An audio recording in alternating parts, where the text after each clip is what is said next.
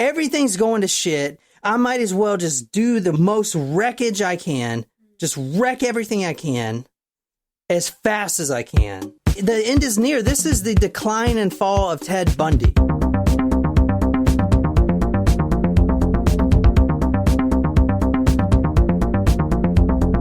Theodore Bundy, Part 3.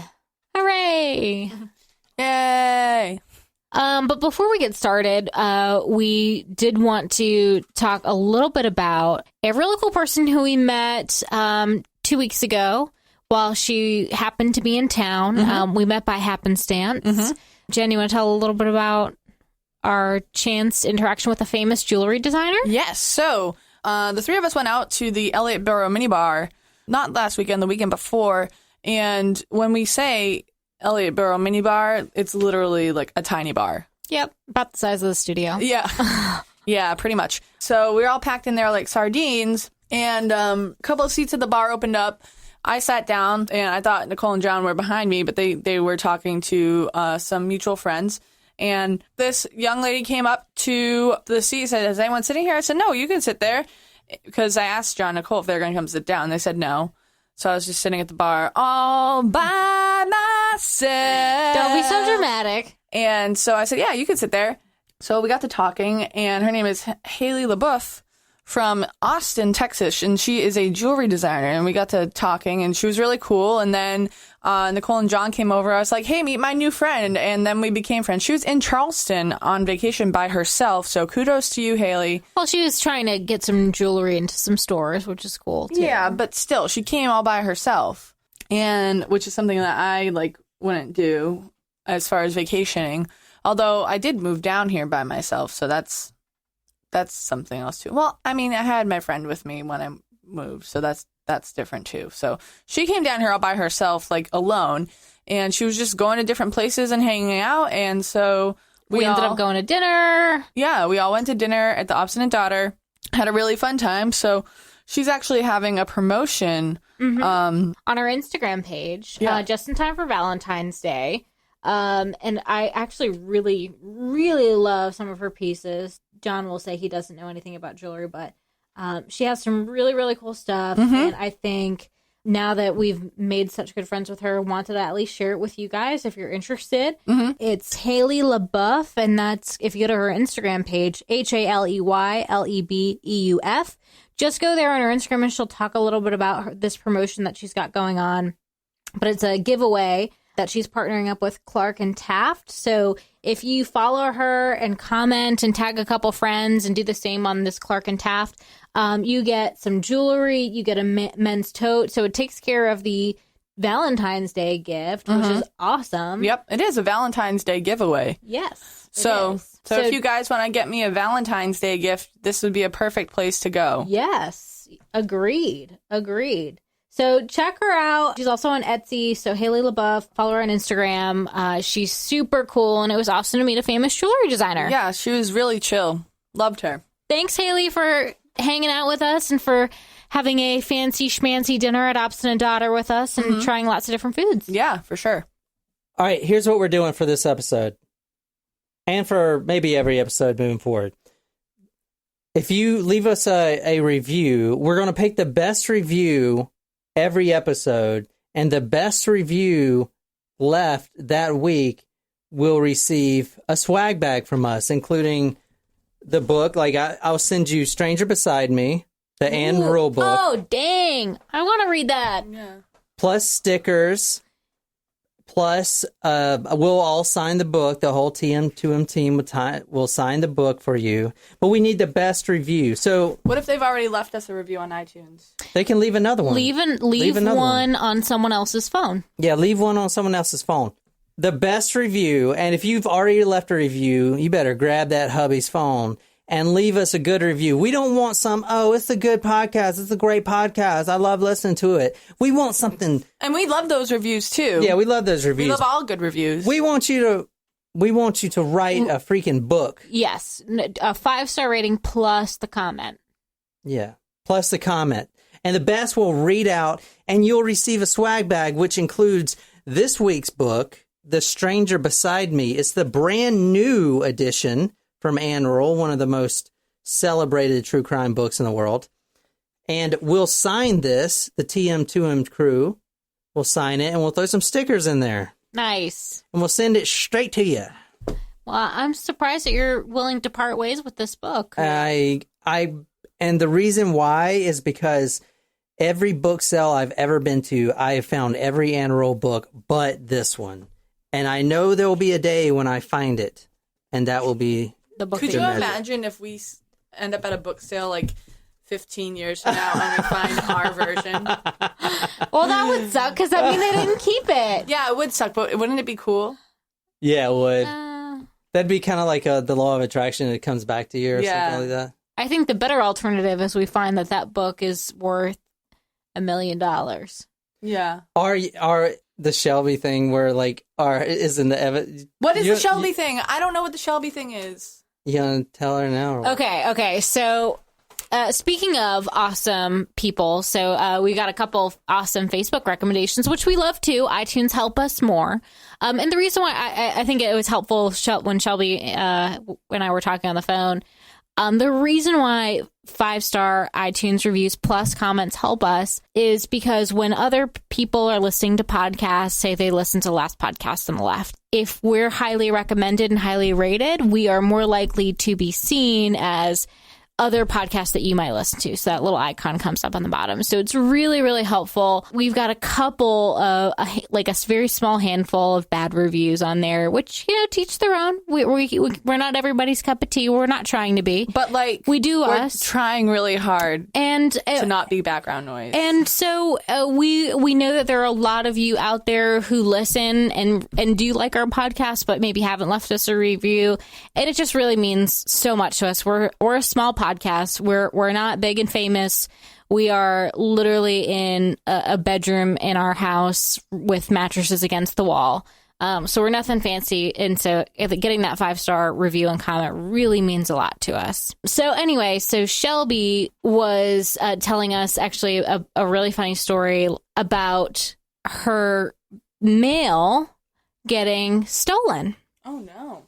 So she had noticed that there were a couple of packages going to her apartment complex that hadn't been getting to her. And she was like, she's not a big complainer. She was kind of sounded just like you, Jen, like, this would happen to me, whatever.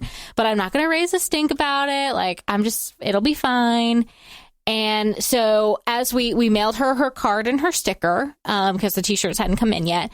And we mailed this 2.5 weeks ago now, her card and her sticker. Yeah. And she hadn't gotten it. And she was like, God fucking damn it.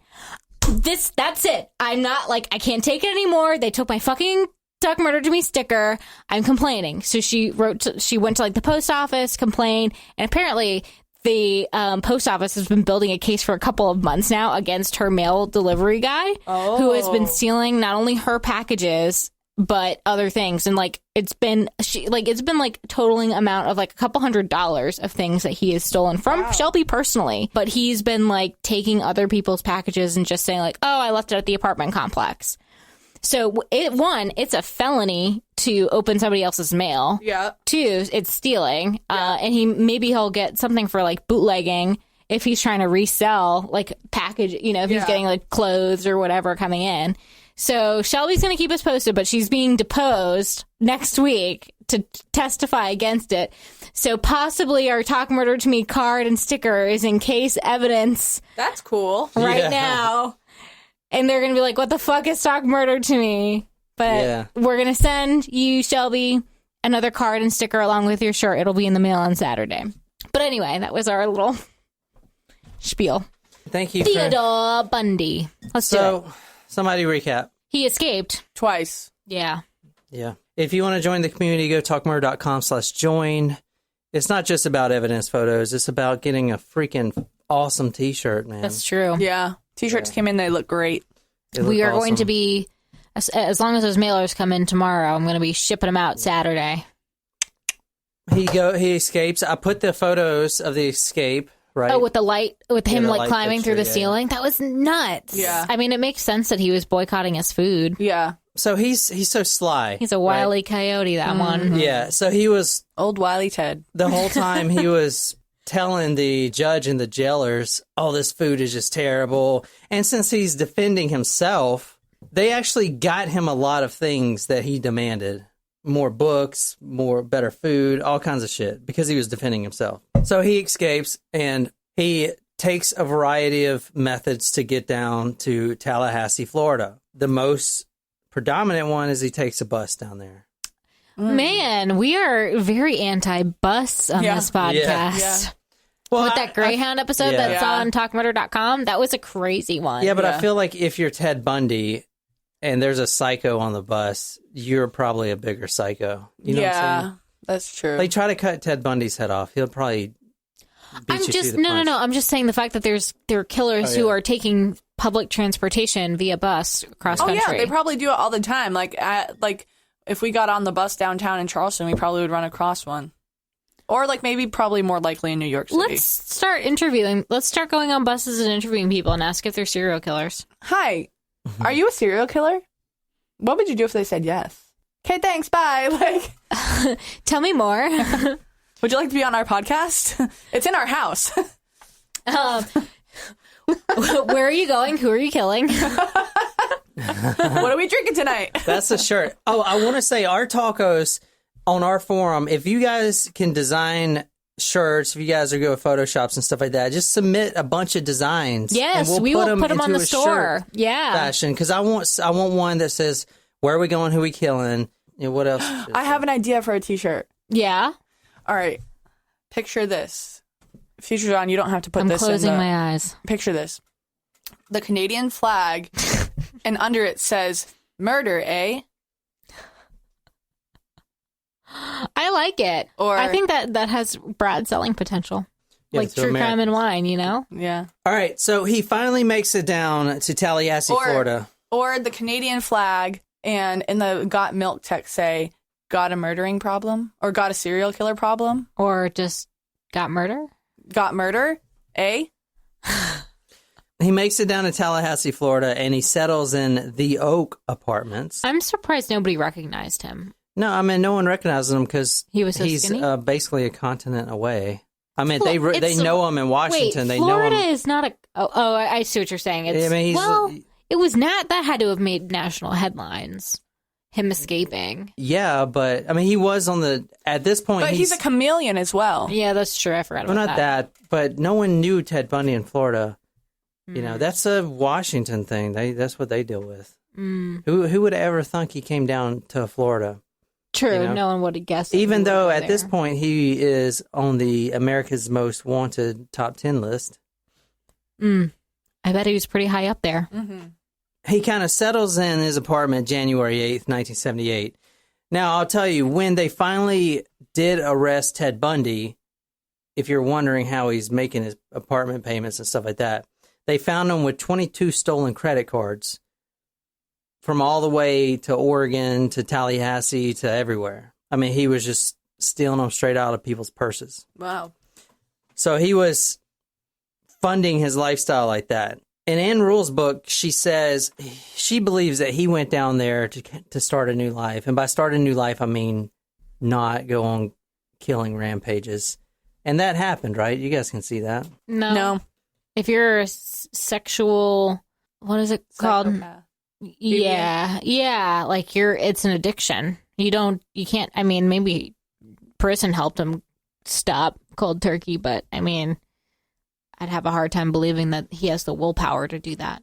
Yeah. Once he started. The Oak Apartments is pretty close to a sorority house.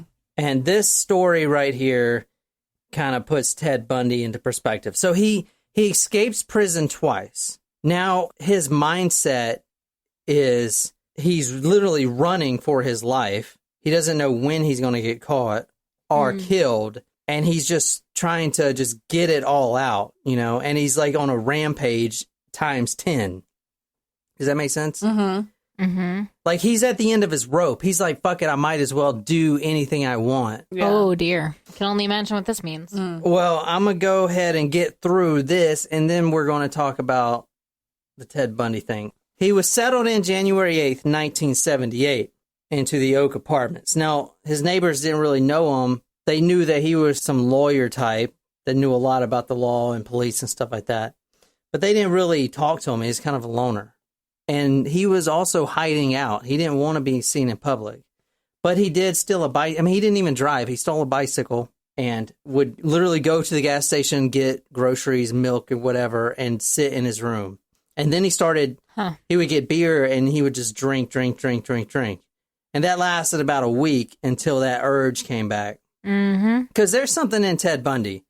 There's like this, almost, I don't know, like a demon or something. It's a strong, it's like an addiction, a very strong it's addiction. It's almost like he's like Doodle Bob from SpongeBob.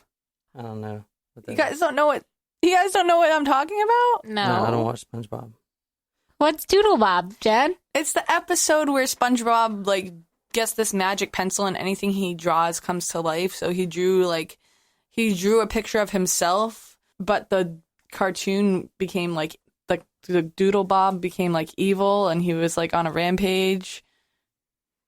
Killing fish? Just Google it. Okay. Now I feel like All right. Our listeners probably know what you're talking about. I hope John so. and I just live under a rock, apparently. Like Patrick. Who? Is Patrick the star? Can we stop talking about SpongeBob? I'm trying to talk about a serial killer and murderer here. Sorry, just when you said there's something inside Ted Bundy, that's what I thought of was Doodle Bob. Okay, so Ted Bundy finally gets out. Now, he doesn't have a lot of money, and he does have stolen credit cards. Out of his apartment? Yeah, he finally's like, man, I can't be sitting here any longer drinking beer. I'm Ted motherfucking Bundy. I'm about to go kill some bitches. Ooh, I'm leaving that in there. Yeah, I deserve that. So read this paragraph right here where it's marked. Marion Picano was at Sherrod's that night, too, accompanied by her mate, Connie Hastings. Mary Ann had a somewhat disturbing encounter with a man she had never seen before. The slender, brown-haired man had stared at her until she grew uncomfortable. There was something about the way his eyes bore into her that made her skin crawl. At length, he had come over to her table, bringing her a drink, and asked her to dance. He was handsome enough, and there was no rational reason for her to feel so wary. No reason for her to refuse, really. Sherrod's was a place where one often danced with strangers. But as she rose to join him on the dance floor, she whispered to Connie, I think I'm about to dance with an ex-con. Ooh. The thing about Ted Bundy is, he's Zac Efron, and I really doubt the movie is going to portray the stuff I'm going to talk about tonight. But he is really good looking. But during these years, because he has a stressful life, Killing people is probably extremely stressful. Yeah. Man. And not only that, do you guys remember the vampire killer, Richard Trenton Chase? How could we forget? How he was just didn't care about it. True. Permanently singed into my memory. If you guys let me just say, if you guys haven't listened to the Blood Good to the Last Drop episode that we did on Halloween, all you need to know is, I'm just going to say penis straw. And enjoy that episode. Yeah. You're welcome. Karina, one of our Talkos Primos, actually messaged me, and she was like, she says she's doing a forensic criminology course, and her assignment is to write about someone who has 100% schizophrenia. And I said, go look this guy up. Oh, God. Yeah. Because this guy is like 100%. I think he's the only one we've covered that was 100% schizophrenic. That was really fucked up. Oh, wait, but the bus guy, he had schizophrenia. Oh, yeah. True. I'm going to tell her about the bus guy, too. Now, the whole time Ted Bundy, these years pass, he gets more of that disheveled look. Yeah, I could see that. It's almost like getting a little deranged, a little crazy. And if you see the photos, the before 1974 and then the 1978, his eyes are like permanently bloodshot. He's just not there. Which is strange, not strange, but interesting because you said before in our first episode that his victim said that he looked like he was in another worldly state. So I wonder if you compare early Ted to now, like what he would look like. Well, that's why I was trying to... Yeah, it's like as he progressed with his killing, he's like starting to get more and more... That's why you just read that one passage. Is it passage the word? Yeah. I feel like I'm reading from a Bible. No, you're right. You right. Thou shalt not hit women over the head with a crowbar, then rape and murder them, and then rape them again. You just read that one Nicole, you just read that one passage. And the reason I wanted you to read that is because, the girl, this attractive looking guy comes up to this girl and asks for a dance. That happens all the time. And she is like, yeah, he's really, he's attractive and charming. But there was something that she couldn't put her finger on. Just something about the way he looked, about something. Like, people can sense it. And in other cases, even at the beach, 1974, Lake Sammamish, there were a half a dozen potential victims that actually went to his car and then got that feeling of just like the way he's looking is just something doesn't line up with his character. And not only line up with his character, and as it progresses, it's something evil. Some of the potential victims said they were just looking at him and they saw something evil in him. So it's literally like a demon is forming, if that makes any sense. Mm-hmm. January 8th, 1978, he's in Tallahassee, Florida. We're going to be reading from Ann Rule's book. The timeline is extremely important. So I'm going to kind of be quoting exactly from her book so I can get the timeline right. We're going to be talking about Nancy Dowdy. She returned from a dinner date. These are sorority girls. We're going to the Chi Omega sorority house. And in fact, it's funny because Ann Rule said she actually pledged there. I mean, way before this. She's older, but she was coincidence. Yeah. There's a lot of coincidences between her and Ted Bundy. And in fact, when he was finally caught, one of the first people he called was Ann Rule. At the sorority house, Nancy Dowdy returned from her dinner date a few minutes after Mulaney and Leslie did. Now, they found that the mechanism on the door, which is always shut tight and locked, was just ineffective. It didn't work. Mulaney and her friend Margaret, they kind of brushed it off, and then they went to bed. She was asleep by 2:15. Okay, Nancy Dowdy was asleep by 2:15 in the morning. Okay, this is January 14th, 1978. 6 days later. No, it's the same night he was at the bar. Yeah, but 6 days after he settled in. Yeah. Ted Bundy at the time was 32 years old. 2:35 a.m. exactly, because Margaret's clock, she looked at it, and then Mulaney, her friend, said goodnight to her. Now, they're sorority, so they're like jumping around and they're no, that's not what happens. I can 100% confirm that that's not what happens. You didn't even know what I was going to say. Oh, yes, we did. We knew they were jumping around in their bras and panties and playing pillow fights. No, yes, that's not what happens. It is not. Yes. I can 100% confirm that is not what happens. I mean, we didn't have a sorority house. That's what happens house. in my mind. Yeah, of course it is, because you're a dude. That's what happens in every man's mind. So they were jumping around and hitting each other with pillows. No matter how hard we try, Nicole, that's just what the story is going to be. He will do whatever it takes. So that's what is happening in this story. Oh, man. I'm sorry. You're not. You're not sorry. Mulaney, she had a digital clock, and she turned out the light, and she looked over. It was 2:45. So they got home 2:15. Now it's 2:45. Everyone's shut-eye going to bed. I mean, they had their pillow fight, and they're going to bed. Now, at 3 a.m., another sorority girl, Nita Neary, arrived at the Chi Omega house. She was with her boyfriend. They just came out. Now, this was a Saturday night. It's cold. Well, it's in Florida. Kind of cold. It's in January. It's probably not that like cold. 60s. Yeah. But there were parties everywhere. I mean, big keggers is huge, huge night. And no one's ever heard of Ted Bundy. It's probably like the first night back of the semester. Yeah. Like first weekend back. Yeah.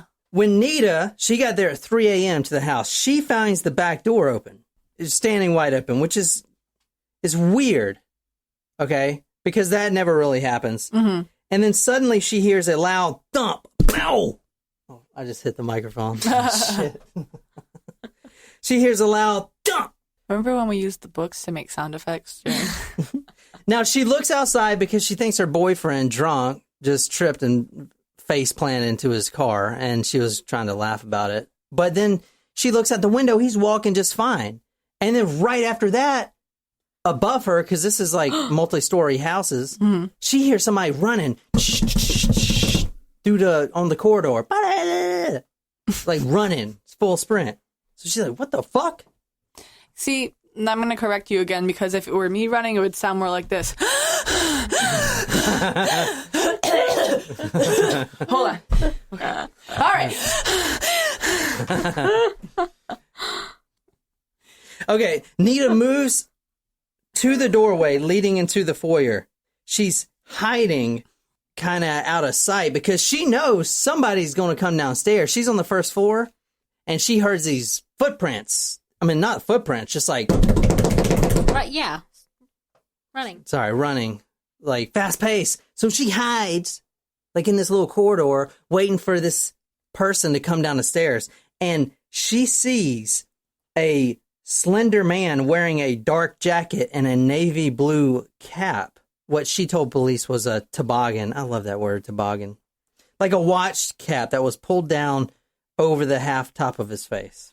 See, in the New England area, if you said he wore a toboggan, we'd think you had a sled on his head. Yeah, a sled. A sled. A sled? Yeah. Yeah.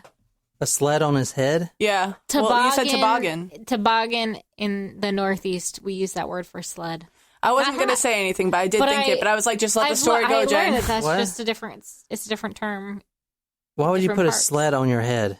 Because a sled is called toboggan. Oh, the sled is called a toboggan. That makes sense. And I was like, what the fuck do you guys do up there? It's just got to be heavy. That's how we're so strong. Like, we put sleds on our heads. I was like, you know the cultures that put books on their heads? We're just walking around with freaking toboggans on our heads. Sleds. So is a toboggan a specific type of hat? It's like a trapper hat? Yeah, no, it's just like a knit cap. We wear toboggans all the time. This one you got with the fuzzy thing is a toboggan, yeah. Okay. Oh. I thought when you said toboggan, I was thinking like, the hat that has the trapper hat with the ears. With the fur. Yeah. That's what I was thinking. Now, the man held some kind of club. Something was in his hand. A club or something. Mm-hmm. Now, she couldn't make out the facial features. Partly because she was hiding out. This guy, okay, the first thing she thinks of was, shit, one of these girls done left the damn door open. I seen it. Someone came up in here and robbed us. All right, someone's about to get yelled at. Yeah, so she's like, shit. So what she do, she wakes up the housemaid, or the housewoman? House mother. House mother, and they go through kind of the upstairs, but nothing's missing. Nothing seems to be wrong. Nothing at all. No one's missing? They think it's just a burglary. They go back upstairs trying to decide what they should do. Should we call the cops? What should we do? Then they saw Karen Chandler come out of her room number 8. She's running down the hall. She's banging all into walls, trying to come down the hall. She's hysterical. There's blood all over her. They thought she was ill. One of the girls runs after her. Karen's head was covered with blood that streamed down over her face, and she seemed to be delirious. Nancy led her into her own room and gave her a towel to help stanch the flow of blood. Yikes. Nancy finally calls 911. She's hysterical. The cops show up at the house. It's Chi Omega House, 661 West Jefferson. The dispatcher, at the time, she thought it was a domestic thing. She thought 2 of the girls were fighting over one of them's boyfriend. Oh, that's what the quite dispatcher. Stereotypical. Mm-hmm. But then again, nothing happens here. They don't have Ted Bundys in this part of Florida. Okay, Yeah. True. Nicole, can you read this, please? Paramedics Don Allen, Amelia Roberts, Lee Finney, and Gary Matthews were directed to the second floor where the victims lay moaning. Allen and Roberts worked on Kathy Kleiner. Kathy was conscious, but she had lacerations and puncture wounds on her face, a broken jaw, broken teeth, and possible skull fractures. Someone had given her a container to catch the blood that gushed from her mouth. She called her boyfriend and for her pastor. She had no idea at all what happened to her. She'd been sound asleep. Okay, do you guys want to guess what happened? I'm assuming he raped her. He probably hit her over the head with a crowbar and knocked her teeth out. In the mouth, yeah. Oof. Maybe she played dead. I'm surprised he didn't take the body, though. The police go to Karen Chandler's room. Allen's supervisor, Lee Finney, then moved to help Karen Chandler. She, too, had a broken jaw, broken teeth, possible fractures of the skull, and cuts. The paramedics fought to open the airway for both of the injured girls to keep them from choking to death on their own blood. Bits of bark, oak bark, covering their pillows and bed clothing. Karen did not remember anything either. She too had been sleeping when the man had hammered her blows on the head. Here's what happened. Within 15 minutes of all the girls getting home and going to sleep, within 15 minutes of all the women getting back to the sorority house, till the time that Nita sees the perpetrator run out the door, 4 girls were brutally bashed in, 2 dead, which we're going to get to. Ooh. The police noticed one thing. There was bark, tree bark, all over the room. He hit him with a tree branch? I mean, there was blood, like, on the face. There was bark on the blood in the face, like, embedded in the face. The police found the weapon because it was thrown outside right by where he picked it up in the little basket of firewood that they used to keep warm. Okay. Someone had picked up a piece of firewood, went into that sorority house, and started beating these women to death within 15 minutes of each other. It was a fucking nightmare. Lisa Levy was room number 4. An officer ran to her room, and they called out for her. Lisa, wake up! And there was no answer. She was on the bed, but she did not move at all. The medical team rushes in there. They checked for a pulse. None was found. They pulled her onto the floor, mouth to mouth, CPR. Her complexion was pallid, her lips blue, her skin already cooling, and yet paramedics could not see exactly what was wrong with her. She wore a nightgown. Her panties lay on the floor beside the bed. She was most likely the one that got sexually assaulted. And if you want to read this paragraph. Alan cut off her nightgown, searching for some injury that had caused her condition. He saw pronounced swelling around her jaw, a condition usually produced by strangulation, and an injury on her right shoulder, an ugly purpling bruise. Her right nipple had been almost bitten off. So that's a different MO for him, too. Yeah, he's, like, different now. I wonder if it sounds like he seems almost, I don't know if I want to say he's more aggressive, but he's almost, like, sloppier because he didn't take the bodies, and he's attacking 4, leaving 2 alive. Yeah. Did, like, someone hear what happened and, like, they all came and ran and started attacking him? These girls were asleep. Like, just like when he was in Washington, he would creep into your room and hit you with a crowbar. Yeah. Now he doesn't have a crowbar, but he's got a piece of firewood.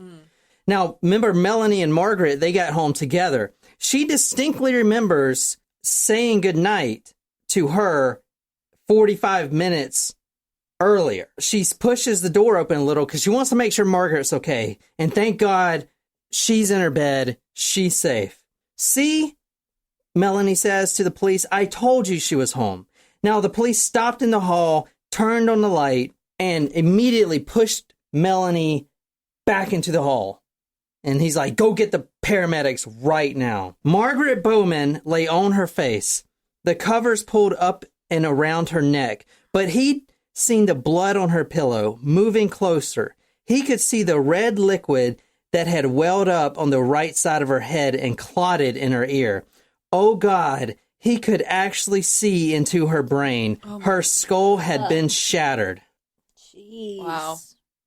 So if you can see the transition of rage, the acceleration now that he's in Florida of just pure hatred and almost superhuman strength to just take that log and just bash someone in the head with it as hard as he can. 4 people in 15 minutes? Yeah. And you get, like, you can see brain matter within 15 exactly, minutes. Yeah. Like, and you walk into one of these rooms, it's like blood and bark are sticking to the walls. Bark. Fucking bark. Jeez. We have firewood in our house. Yeah. If I take that with all my strength and hit it on the concrete, probably only just a little bit of bark will come off. So how hard did he take that piece of wood, everything he's got, and hit? Especially since he's like he's lost so much weight. Yeah, exactly. Like he put superhuman strength in hitting these girls right in the skull. That fucking bark came off. Something I can't even do if I'm slamming it with all my might against cement. So there was cement. There was something deep inside of him that was just in this murderous lust rage. It was awful. Well, this is what was his first time killing since he was in prison for a long time, too. Yeah, that's so it's maybe. had a lot of How do you people know? Yeah, I mean, we traveled through like 10 different states. In fact, there was a hitchhiker that he had picked up at one point. Did he kill them? I'm sure he did. I mean, I'm sure he killed 100 or so people. There's also 2 of them that he killed and admitted that I didn't even want to talk about on this podcast. Because one of them's 12 years old. Oh, God. And the other one's 14. Well, you said that during the first episode. No, I'm talking about when he's 30. He kills a Oh. 12-year-old. Did he sexually assault them? Yeah. Wow. I was going to skip that, but at least you guys know. This is, I think it's and that's not his MO, right? This is him trying to get it all out because he knows he's done for. The end is near. Right. The end is near. This is the decline and fall of Ted Bundy. This is, everything's going to shit. I might as well just do the most wreckage I can. Just wreck everything I can as fast as I can. That is in his mind. I mean, to do some of this stuff. Yeah. There was bark everywhere, on the bed, caught in the girl's hair, glued to her face by blood, and yet there seemed to have been no struggle at all. Margaret Bowman still wore a shorty yellow nightgown, and a gold necklace was caught up in the stocking around her neck. Her panties, however, lay on the floor at the end of the bed. There was one case that you had mentioned of his, I can't remember if it was in part 1 or part 2, and he used an object to Yeah, that was part 1. mutilate. Was that something that he did that one time, or was that something else that he did That was every other, on occasion? that was Joni Lynn's. Yeah. He took that bedpost and rammed it, Yeah. but she lived. He rammed it so far into her organs, up her vagina, that it just, But Was that something that he did often? here's the thing about Ted Bundy. This whole romanticizing Ted Bundy is kind of drives me insane now that I'm doing all this research, because he's a very sadistic person. A couple of the heads he would cut off, and he would go revisit the bodies. There was a couple times where he would keep 2 or 3 corpses and dress them up and do kind of what Dennis Nielsen did. Would he have sex with them? Yeah. Ooh. He would do that. So there's nothing romantic about No. this guy.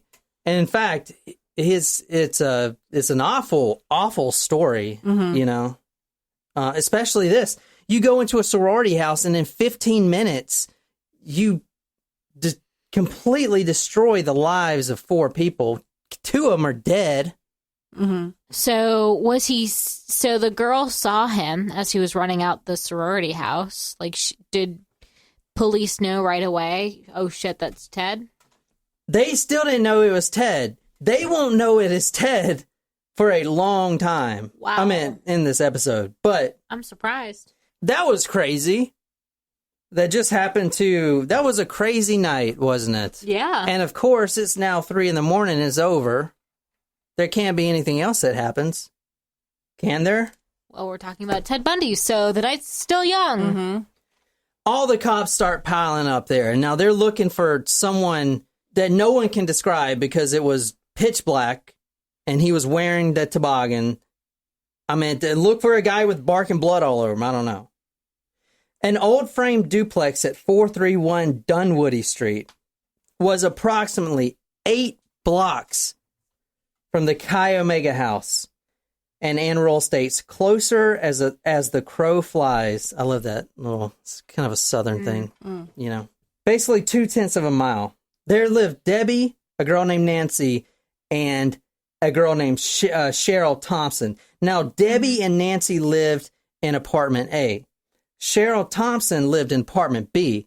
Now, these apartments, this is the same night, literally 310 now. These apartments, they have walls that are paper thin. Mm-hmm. So you can hear everything that's going on in the other room. Now, these girls were good friends and they had a security measure. Okay, here's what happens. Anytime I call either one of the apartments, if Cheryl calls Nancy or if Nancy calls Cheryl, you pick up. That's our security measure. As we talked about last episode, women need these security measures, you know? Yep. They're in their apartment and they hear Cheryl in the other room moaning, and it's like she was suffering almost. Like maybe she fell or something. I don't know. Cheryl Thomas, she was a tall girl. And actually, she was a training ballerina. Mm. Debbie shook Nancy awake because she heard something in the next room. Cheryl was moaning, whimpering, maybe a bad dream. I don't know. Huh. So she crept to the phone, called her boyfriend, and the boyfriend's like, no, it's probably just some guy over there. You know, they're probably, you know, it's fine. But Debbie having a bad feeling about it because they have a security protocol. I don't care if you're in the middle of the most roughest sex of your life. If I call, you're going to pick up, you know, even during. So they immediately call her. The phone rings of Cheryl's apartment. The one right next door. They can hear it. Yeah, exactly. They can hear the phone ring. Mm-hmm. And they can still hear her moaning. She is in there. The phone rings once, twice, 3 times, 4 times, 5 times. Fuck it. Something's wrong. She's sick or something. Call the police. Call the police. This was at 4:37. Mm-hmm. So all the police are 8 blocks away still. Yep. Mm-hmm. They didn't know this. They're so far away that they didn't see the sirens or hear the sirens. Shockingly, the police immediately get there. And they're like, what the fuck? Because usually they just send one car, maybe a ambulance or something. The whole squadron came. There were like 13, 15 cars. They had a feeling it was this guy. Just freaking barreled right into the freaking driveway. Got out, ran inside and they thought it was some kind of rage. Some kind of like crazy, like what's going on? I mean, I just called because my friend is possibly. Yeah, they're like, whoa, well, they brought everybody here. Yeah, no shit. So they immediately knew something was going on. The next thing they hear is one of the detectives say, oh my God, she's still alive. And I'm going to get you to read this. Dozier in pain attempted to help the girl in the bed. Cheryl was semi-conscious, whimpering, unresponsive to anything the policeman said to her. Her face was turning purple with bruises. It was swollen. She seemed to have suffered severe head wounds. She lay on the bed, twisting with pain and groaning. Cheryl wore only panties. Her breasts were exposed. The sweater she'd worn when she went to bed had been ripped off. We're going to read a little bit of the autopsy reports just to drive in the fact of how brutal this was, like how much force he had put. Because I'm trying to like build the psychology profile of this guy that you don't see, you know. I can't see Zac Efron freaking playing this, but anyway, I mean, it's probably a good movie. Here's read that one. Cheryl Thomas's injuries were the worst. Her skull fractured in 5 places, causing permanent hearing loss in her left ear. Her jaw was broken, her shoulder was dislocated. Her 8th cranial nerve was damaged to such an extent that not only was she deafened, but the young dancer would never have normal equilibrium. Oh, poor girl. He began the autopsy on Lisa's body at 10 a.m. Lisa had been strangled, leaving the characteristic petechical hemorrhages in the strap muscles of her neck, a ligature mark on her throat. She had a bruise on her forehead, scratches on her face. X-rays showed that her right collarbone had been broken by a tremendous blow. It was Wood's opinion that she had been rendered unconscious by the blows to the head. If she was, it was a small blessing. Her right nipple was attached only by a thread of tissue, but this mutilation was not the worst. There was a double bite mark on the left buttock. Her killer had literally torn at her buttock with his teeth, leaving 4 distinct rows of marks where the teeth had sunk in. Lisa had been sexually assaulted, but not in the usual sense. An unyielding object had been jammed into her body, tearing and bruising the rectal orifice and the vaginal vault, causing hemorrhaging in the lining of the womb and other internal organs. The weapon to which had been inflicted this damage was later found in the room. It was a Clairol hair mist bottle with a nozzle top. The water was stained with blood, fecal matter, and hair.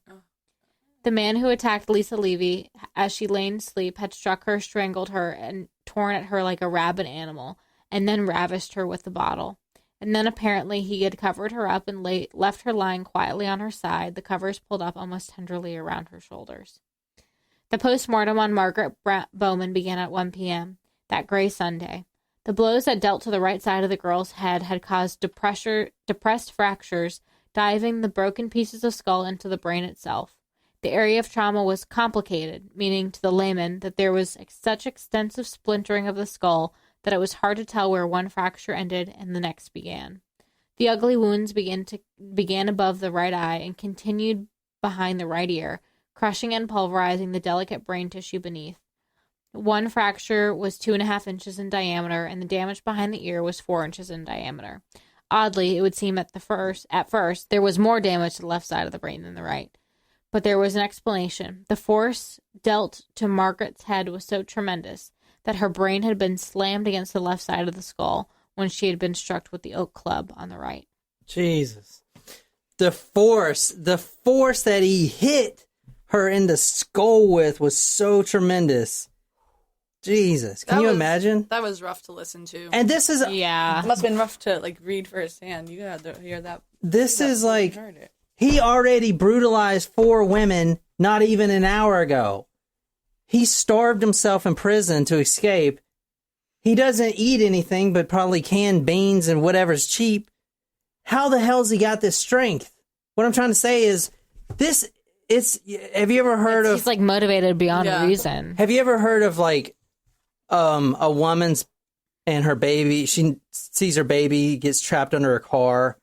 Yeah. And then she like gets super fucking human strength and lifts the car. Yeah.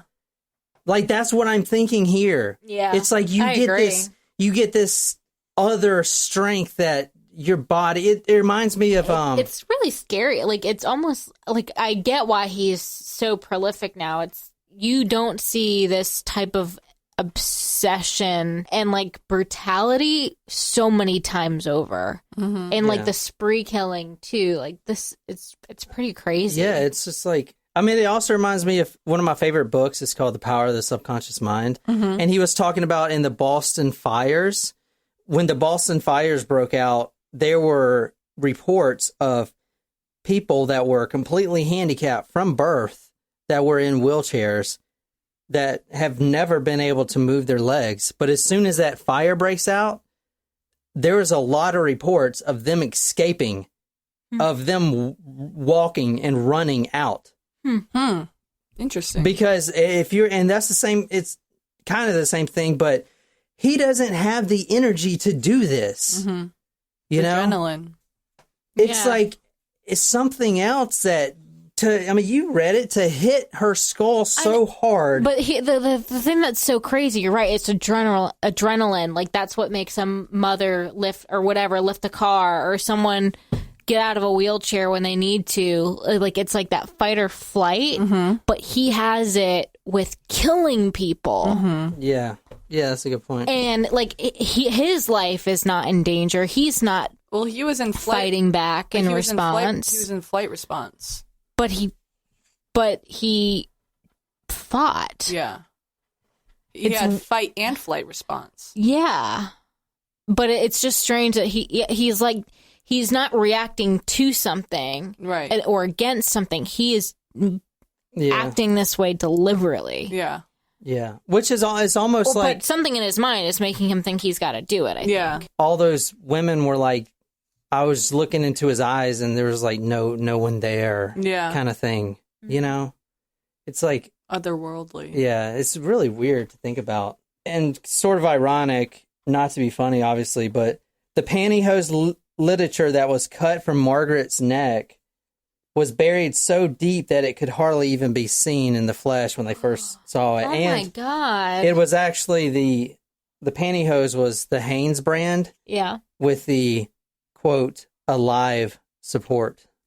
Oh. Just kind of a ironic, kind of dark statement. Yeah. Not to make fun of it, but it's just kind of dark, you know. Yeah. So that's what happened that night.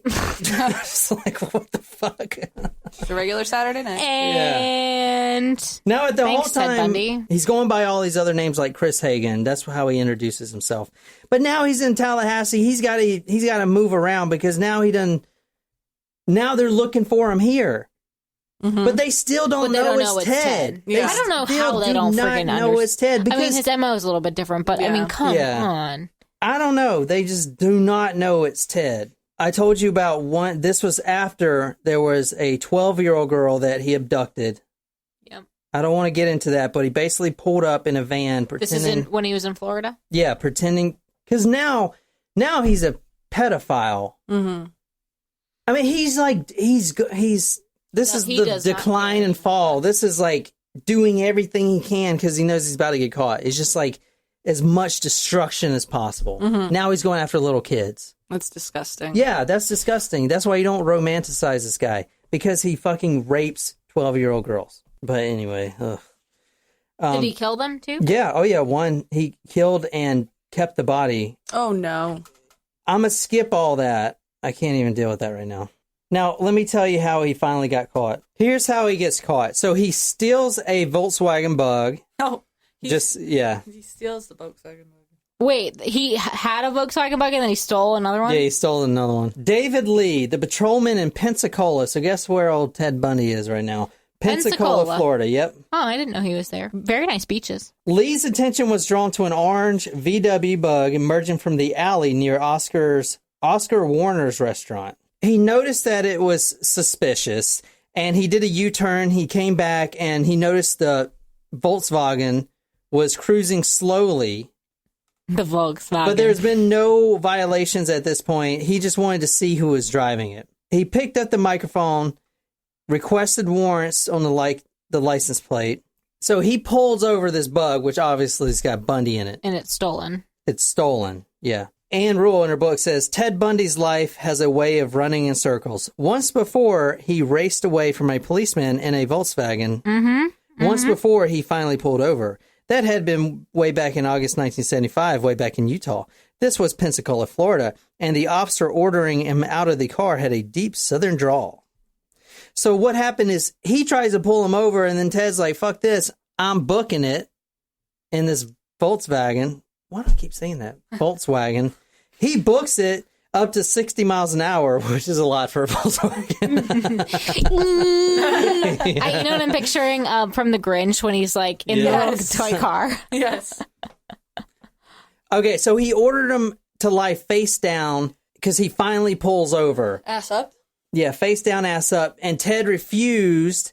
And finally, he got one handcuff on, and then they started rumbling. The police officer shot into the air, which sent Ted running. Oh. And then the police officer was running after him, and he told him he was going to shoot, and he shoots, and then Ted falls to the ground. Does he hit him? He runs over and sees that he didn't hit Ted. It was another ruse for Ted. And then he tries to get the gun, and they have this whole battle out. Finally, he gets him handcuffed. Ted's hands are behind his back, handcuffed. He didn't realize, Ann Rule says, he had not the slightest idea in the world that he had just arrested one of the FBI's 10 most wanted criminals. Now, the whole ride to the station, he kept repeating, I wish you would have just killed me. And he actually says, wow, if we get to the station and I run, can you kill me? Wow. So his mind right now is death, suicide, just in the darkest of dark. He would have killed that cop. Yeah. Mm-hmm. Oh, yeah. He wouldn't have hesitated. Now, the opportunity. They get him there. They ask his name. His name is Ken Meisner, which was a fake name. Ken Meisner was actually a track star that he had stole the identity of. He had got driver's license made because back then driver's license didn't have photos. Yeah. So, like, thanks to people like Ted Bundy, no, they didn't. There's no photos on it, but you would have to have a driver's license and like credit card to prove that your identity. So he had like 3 forms of Ken Meisner's identity. Huh. Now he kept saying his name was Ken Meisner. At this point, they still don't know who Ted Bundy is.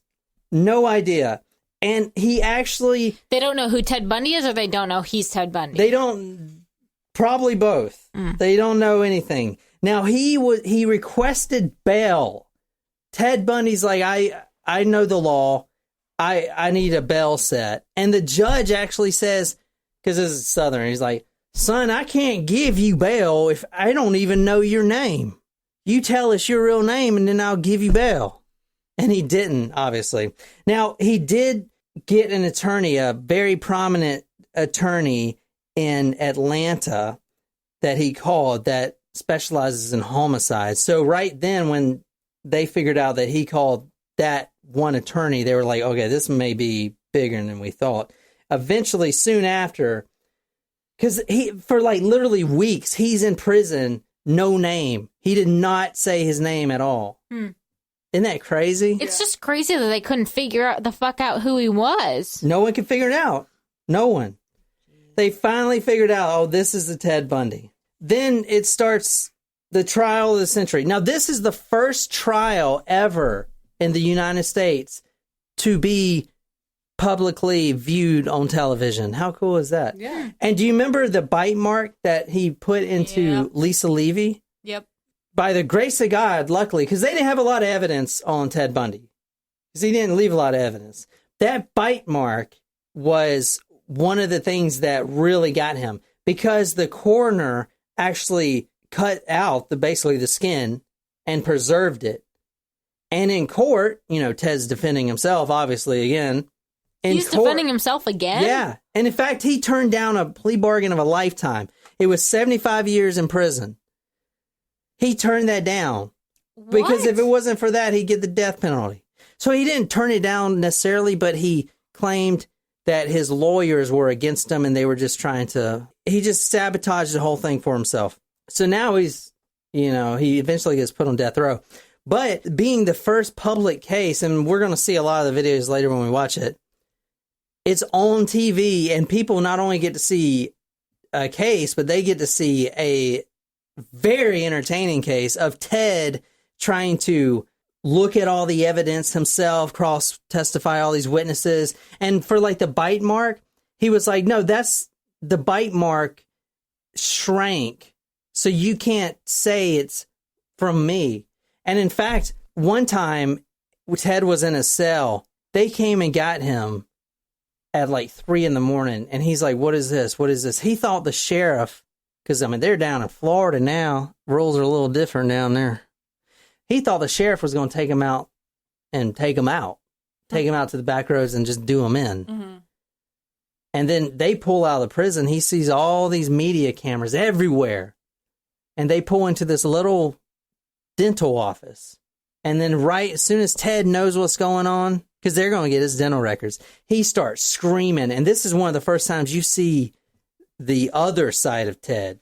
The face that you never see. That face. Oh. The face of pure hatred. You see faces like that. Because he's like, you can't do that. I know my rights. You can't take my dental records. Because if they can match those dental records to that bite mark, they got them. But they can do that legally. They can. Absolutely they can. No, they can't just come and say that. They can't come and take his dental records? No.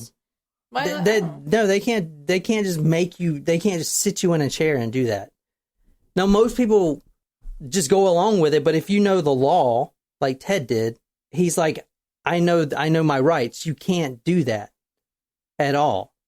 So he goes in there, and then the sheriff is like, yep, Ted, I thought you were going to say that. That's why, and he pulls out a piece of paper. That's why we got these here search warrants. He has 3 search warrants on Ted's mouth. The first time in history a search warrant was ever created for someone's mouth. Wow. I mean, way to fucking get around that. Jeez. So Ted, after all his screaming and stuff, he just sits back in the chair and he says, now you know I'm innocent, but go ahead. What? Yeah. Just like that. They do his teeth. Now he has a gap in his teeth that's very, very distinct from anyone else's. So he knew right there. And in the trial, he was like, between his front teeth? Yeah, between his front teeth. In the trial, he was like, you can't use those because it's shrank and they don't fit exactly. But the coroner actually put a ruler next to it before he put it in the solution to show the exact measurement. So then they got another scientist to actually map it out. Yes, this is Ted's teeth. Wow. So they got him on there. Yeah. The whole time he thought he was getting out of all this. And he was representing himself. He was like, they don't even have a case. They don't even have any evidence. But as soon as they got his teeth, that's when he knew. he was done when they found him with his teeth. They knew he was done, and he got tried. And it's so funny seeing like outside the courthouse and everything else. There were protesters with all these signs that say like Ted burn, Ted burn, all this stuff. You know, there were on another side there were supporters of Ted. There was a lot of girls like Ted actually got married to a girl named Carol Ann Boone. That was. Yeah, you remember Making a Murderer? Yeah. Where that woman came in and married Stephen Avery? Yeah, but at least I kind of believe that Stephen Avery might be innocent. Yeah. Yeah, well, it's the same premise. You got groupies like that. And in fact, somewhere out there is a little Miss Ted Bundy. Ted Bundy fathered one daughter that is still alive. Are you fucking kidding me? No, I'm serious. That's the one thing you... So she must be like... 30. She's she's around our age. Yeah, there's a female Bundy out there. Whoa. That's blowing my mind a little bit right now. Maybe she'll listen to this podcast. Doubt it. Give us a 1 star. Fucking assholes. They finally decided. Now, this is years after he's on death row. Obviously, he lost the trial. A lot of the bodies he never even confessed to. And it took him a while to confess to anything. And it was funny because right before he was getting executed, here, I'll show you this one video. You know, it's interesting. When I saw all the promos of Ted Bundy, I assumed actually that he was married with kids. Really? Well, he did get married with a kid. But I, like, you know how they like, show pictures of him with, like, another family, but I guess that was a relationship that he had with somebody else. Maybe. So this is during his last interview. Ted Bundy doesn't like to take the blame for anything. I hope no one will try to take the easy way out and to try to blame or otherwise accuse my family of contributing to this, because I know, and I'm trying to tell you as honestly as I know what happened, and I think this is a message I want to get across. But as a young boy, and I mean a boy of 12 or 13, certainly, that I encountered outside the home again, in the local grocery store, the local drugstore, the softcore pornography, what people call softcore. From time to time, we come across pornographic books of a harder nature than more graphic, you might say, more explicit nature than we would encounter, let's say, in your local grocery store. The most damaging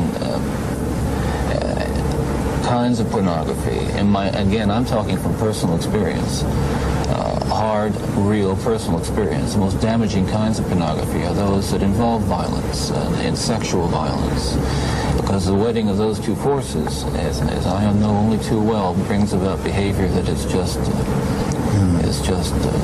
too terrible to describe. Yeah. I agree. If it's like violent, then there's probably something wrong. He's blaming porn. That's how he went out. He went out blaming porn.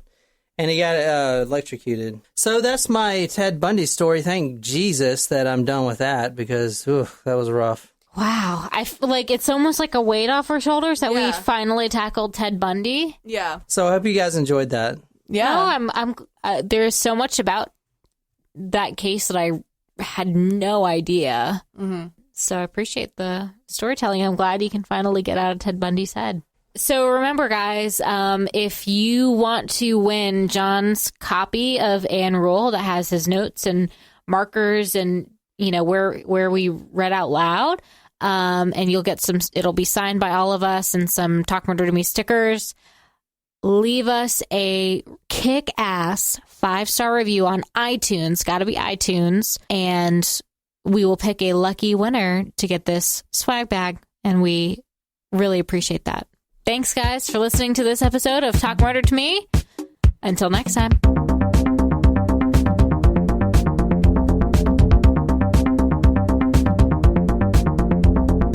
And partly because my voice cracked. That was cute. It was. He was like a little Mickey Mouse. Partly because like Sheldon from Big Bang. Are y'all gonna say something or? Go Pats. I'm cutting that. I know. I thought I'd give it a shot.